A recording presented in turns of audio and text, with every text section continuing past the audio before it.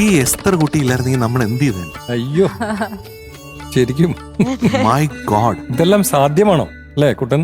അയ്യോ ഇതൊക്കെ ഇങ്ങനെ ആലപിക്കുന്നുള്ള 2ാം ക്ലാസ് അല്ലേ? 2ാം ക്ലാസ്സിൽ പഠിക്കുന്നത് എന്തൊരു ആന്റിസിപ്പേഷൻ അല്ലേ ആ താളം വരുന്ന സമയത്ത്. ഭയങ്കര ആന്റിസിപ്പേഷൻ. അതാണ് ആ Correct. വാക്കാണ്. ആ കൃത്യമായിട്ട് മാത്രമല്ല, ആ BGM നടക്കുന്ന സമയത്ത് കൃത്യമായിട്ട് എസ്തറിന് അറിയാം, കുഞ്ഞിന് കറക്റ്റായിട്ട് അറിയാം ഏതാണ്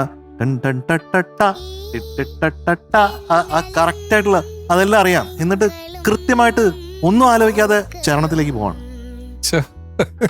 കൂടെ ഉണ്ടാവും, എപ്പോഴും ഉണ്ടാവും, എപ്പോഴും. എപ്പോഴും. അയ്യോ. നമ്മുടെ ഓമനയല്ലേ? അതെ. ഓ, ഞാൻ എപ്പോഴും പറയാറുണ്ടല്ലോ എസ്തർ കുട്ടി ഒരു പ്രോഡിജി ആണെന്ന്. Yes. അതിനെപ്പറ്റി ഒരു സംശയമില്ല.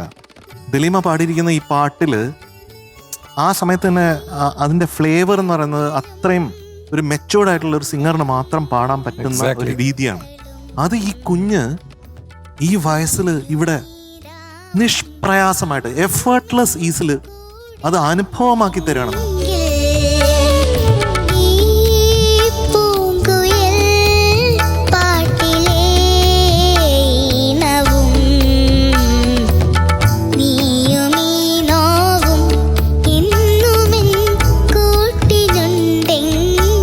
ഇതെങ്ങനെയെന്ന് എനിക്ക് പറയാൻ പറ്റുന്നില്ല. ഇതിനെയാണ് മാജിക് എന്ന് പറയാം. ഇതിനെ മാത്രമാണ് മാജിക് എന്ന് പറയാൻ പറ്റുന്നത്. ഇത് കണ്ണ് നിറഞ്ഞു പോകും സത്യത്തിൽ ഇങ്ങനെ കുഞ്ഞുങ്ങൾ പെർഫോം ചെയ്യുന്നു. ഈ ഫ്ലവേഴ്സ് ടോപ്പ് സിംഗർ സീസൺ 6 ഈ സീറ്റിലിരിക്കുന്നതിൽ അഭിമാനിക്കുന്ന ഒരുപാട് മുഹൂർത്തങ്ങളുണ്ട്. അത്തരത്തിൽ ഒരു മുഹൂർത്തമാണിത്.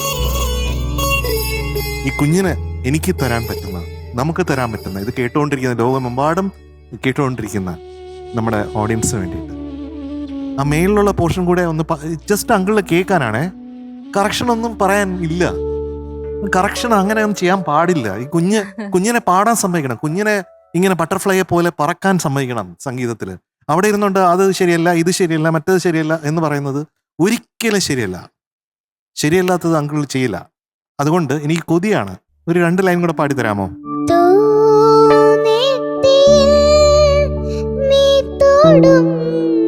ചന്ദനം ആഹാ,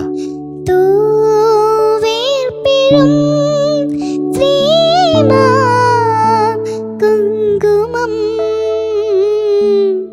പൂനിലാവിൻ കൈതലോടി മാഞ്ഞു പോകുമ്പോൾ എനിക്ക് വയ്യ ഒന്നും പറയാനില്ല.